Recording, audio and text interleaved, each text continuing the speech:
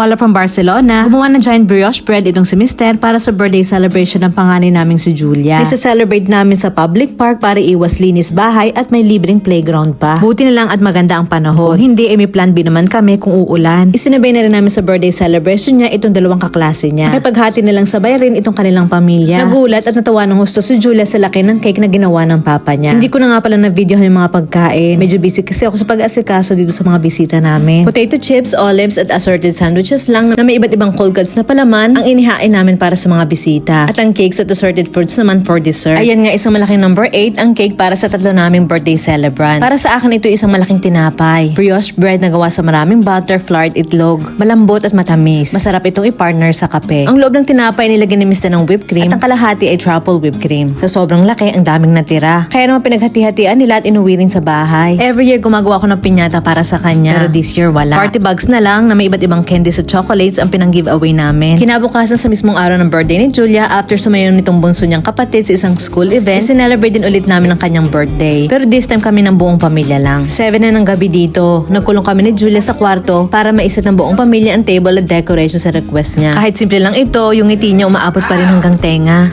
1, 2, 3. ¡Sorpresa!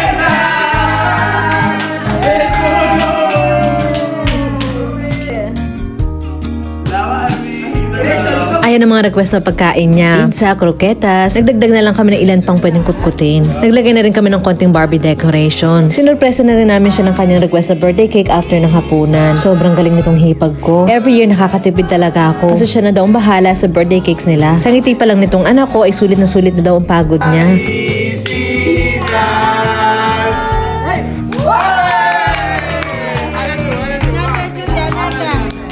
Masarap ang cake. Ibinigay na rin namin ang kanyang mga regalo. Hindi niya nga ina-expect na makaka-receive siya ng higit sa 3.